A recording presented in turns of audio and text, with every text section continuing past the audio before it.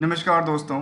Festivals और मुहूर्त वाले समय में जो खास करके जेम्स और ज्वेलरी की काफ़ी डिमांड होती नज़र आती रहती है ना मार्केट में। तो फेस्टिवल्स का सीजन चालू हो चुका है और गणेश पूजा ख़त्म होते ही जो नवरात्रि है, नवरात्रि के बाद दिवाली के त्योहार आने वाला है। उसके बाद मुहूर्त का टाइम है अच्छा खासा। चलिए इस तरह के स्टॉक की चर्चा करेंगे। एक पेनी स्टॉक है दोस्तों। पेनी स्टॉक में हमारी नज़र सबसे पहले जाती है कुछ रिस्क फैक्टर से। इसके लिए पहले हम जानने के प्रयास करेंगे कंपनी के रिस्क फैक्टर से क्या कहना चाहते हैं। यदि उनकी कुछ पड़ाव को तरफ देखें तो कंपनी ने पिछले एक महीने में करीब 54% के आसपास का उछाल दिया है, लेकिन फिलहाल एक दो दिनों से गिरावट का। हाँ, इस तरह के संकेत केवल एक ही बार नहीं, इससे पहले भी देखने को मिला था। अब दोबारा मार्केट कर सकती है। क्या कहना चाहती है कंपनी को लेकर के, हमारी सबसे बड़ी नज़र जाती है कि उन पार्टों को लेकर के जहां एक डिमेरिट की बात। जब आप कंपनी के रेशियोज को देखेंगे तो हमारे समझ में ये आ पाती है, भाई यदि कंपनी ने अपने सेल्स को बढ़ाया और सेल्स के बेसिस पे ये दिखा, जो भाई हमारे पास जो सेल्स का आंकड़ा है ना, वो करीब करीब कंपाउंड सेल्स तो लगातार पिछले कुछ सालों में घटा है। प्रॉफिट की बात उन्होंने कहा वो नियर अबाउट एवरेज के आसपास है। यदि ये सब चीज़ें कहती है, सेल्स घटती हुई नज़र आती है, आखिर यहाँ रेशियो में देखेंगे तो कितना डेन है, कि हमारे शायद कैलकुलेशन से काफ़ी दूर है। कैसे पता है? कहती है 43,4,35,000 दिन की बात। कैसा दिन है, कैसा है? मतलब ये समझ में आई कि सेल तो कर दो, प्रॉफिट भी बुक कर दो, पहले क्या करो? पहले कस्टमर लाओ। कस्टमर कौन होगा उसकी चर्चा, फिर उसको सेल्स करो, सेल्स करने के बाद प्रॉफिट बुक और पैसे भूल जाओ।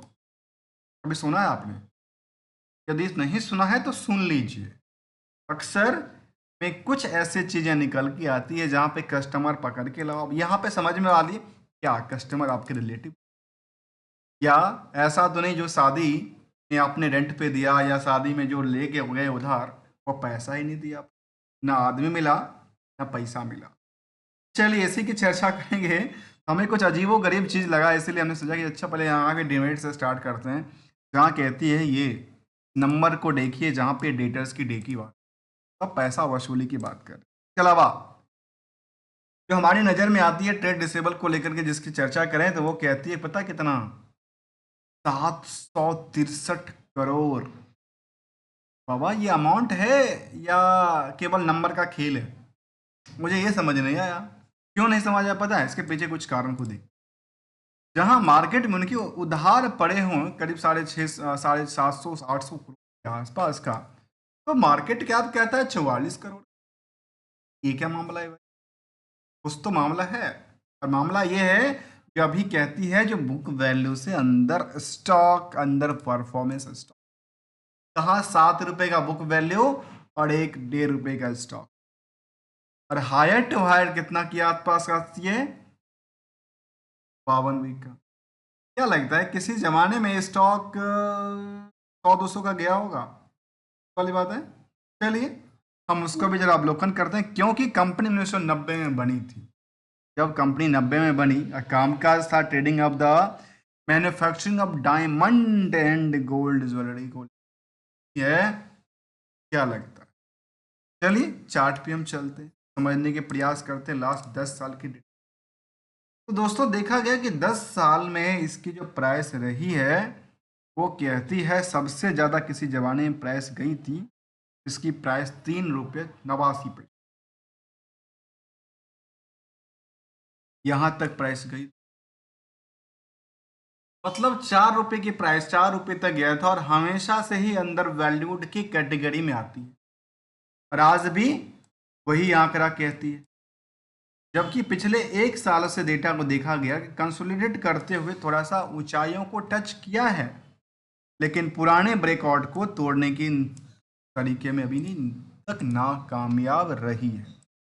ये मैक्सिमम टू मैक्सिमम की बात कर लें तो हमारे सामने ये दिखता है कंपनी किसी जमाने की बात करीब 30 35 रुपए के आसपास, 40 रुपए के आसपास तक, इतना तक हुआ करता था।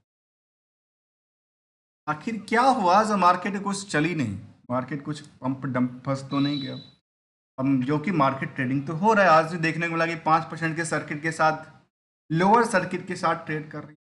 इसका नाम है गोनिका डायमंड एंड ज्वेलरी। अब वेबसाइट पर चलिए, वेबसाइट पे हम जरा चर्चा करते हैं कंपनी को।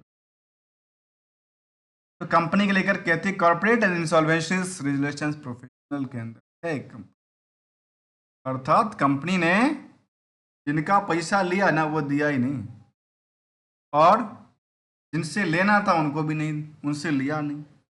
तब समझ में ये बात आई तो कंपनी ट्रेडिंग तो हो रही है, लेकिन जिनको पैसा देना था उनको पैसा दिए नहीं, जिनसे लेना था उनको, और लेकिन प्रॉफिट बुक कर दिया। अब लगता है कि उससे रिलेटिव को दे दिया, जो रिलेटिव भाग गया, पैसा दिया ही नहीं, या कह दिया अच्छा ले लेना, कल परसों तरसों ले लेना, मैं दे दूंगा, ऐसी बात निकल की वजह से मार्केट में इंसॉल्वेंसीज का निकल के आ गया। क्या लगता है आगे चल के कोई बिडर्स मिलेगा जिसको खरीदने के लिए तैयार होगा या नहीं? इसकी चर्चा के दौरान देखा गया कि पिछले 6 महीने में 67% के आसपास उछाल करती है, और पिछले 1 साल में करीब 62% है। लेकिन पिछले 5 साल के हिस्टोरिकल डेटाबेस कहती है नियरली 450% की उछाल है इनकी स्टॉक में। तो इसका अवलोकन करते हुए हम ये समझें तो कहती है जो कंपनी में जो भीड़ है खरीदार की, अभी भी अफरा तफरी का भीड़ है, कंपेरिजन विद ईपीएस और कंपेरिजन विद इंडस्ट्रियल की कैपेसिटीज। और फेस वैल्यू कहता है 1 का, ROC negative, RU negative, and the debt to equity का 0.7, करंट रेशियो का मामला कहता है इसके डबल। प्रमोटर की होल्डिंग अभी भी अच्छी खासी बनी हुई है, तो आखिर प्रमोटर ही लेके चला तो नहीं गया अपनी जेम्स ज्वेलरी को लेकर के, या क्या चोरी चोरी तो हुआ नहीं क्योंकि प्रॉफिट उन्होंने बुक किया। चलिए इसका हम जरा एक नज़र फंडामेंटल के कुछ एस्पेक्ट के तरफ समझने के प्रयास करते हैं जो क्वार्टर ऑन बेसिस पे क्या किया। क्वार्टर ऑन क्वार्टर बेसिस का कहते हैं कि हम तो कामकाज कर रहे हैं तो हमारे पास ये आंकड़ा क्या, जहाँ पे करीब कितना रिजर्व रिवेन्यू कहते हैं, जब हम तो करीब करीब 450% से ज़्यादा उछाल कर रहे हैं, और नेट प्रॉफिट मार्जिन में करीब करीब 80 का 90%, ये कुछ आंकड़ा देती। इसके अलावा की बात करें तो हमारे सामने ईयर एंड ईयर बेसिस में समझ में आई कंपनी के पास तो कुछ है ही नहीं, सेल्स तो कुछ किया नहीं, सेल्स तो लगातार गिरती नजर आती है, जिसकी वजह से हमने देखा कि इनके पास नेट प्रॉफिट मार्जिन में करीब 118% है। चलिए इसी कड़ी को थोड़ा आगे चलते हुए समझने का प्रयास करते हैं। कभी किसी जमाने में इसमें था कुछ, तो कहते नहीं ऐसा तो कुछ था ही नहीं कंपनी के पास, सेल्स ने कुछ किया ही नहीं, और प्रॉफिट में लगातार नुकसान थी, अदर सोर्स ऑफ इनकम कुछ था नहीं। जब ये भी नहीं था, ईयर ऑन बेसिस की बात करते हैं कि ये भी इनके पास इसी जमाने में 2015 की बात करूं तो कंपनी के पास 100 करोड़ तक का टर्नओवर हुआ करता था, लेकिन इसकी लगातार गिरावट दर्ज करने को मिला, 64 लाख के आसपास कमाती है, लेकिन खर्चा करती है ज़्यादा, जिसकी वजह से करीब करीब 3 करोड़ का नुकसान भी बुक करती है। मतलब समझ नहीं आ पाया कि आखिर कंपनी में कारोबार किया या कारोबार से कारोबार किया, कंपनी ने कारोबार किया या कारोबार से कारोबार किया, ये समझ नहीं आया। चलिए बैलेंस शीट फिगर को हम समझ लेंगे। जहाँ हमने कहा जो बोरोइंग्स की पार्ट थी वो उनके जो डेटर्स थे वो आके खड़े हो गए, भाई पैसा दे दो, बहुत दिन हो गया, लेकिन ये कहते हैं हमारे रिजर्व में तो काफ़ी, भाई दे दो ना रिजर्व से, क्योंकि रिजर्व जो है ये पैसा नहीं होता, ये एक नंबर है।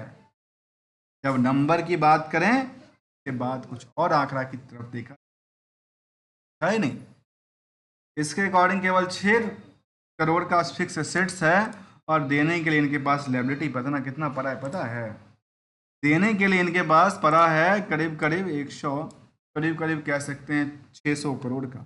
अब पैसा तो इनके पास है 6 करोड़ फिक्स एसेट्स, और 700 करोड़ से ज़्यादा का कहता है अदर एसेट्स है। तीनों से अदर एसेट्स की पार्ट को जब हमने देखा हमारे सामने निकल ये तो 750 करोड़ से ज़्यादा तो उनका मार्केट में उधार ही पड़ा है। जब उधार ही पड़ा तो क्या ये भी उधार पे काम काज कर रहे हैं क्या? कहती है हाँ ये भी उधार में काम काज कर रहे हैं, और इन्होंने भी करीब करीब 400 करोड़ का पैसा ले रखा है। यदि ओवरऑल देखा जाए तो ये कहती है 400 दो 600 करोड़ तो इनका पास सिर पे बोझ बना है, और उनके पास पैसा,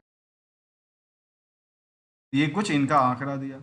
ये समझ में आया कि डायरेक्टर वगैरह हैं या चले गए पुराने, या किसी को सौंप के चले गए। जहाँ पे यदि हम ओवरऑल देखें तो कहती है जो इनका पार्ट में क्या था,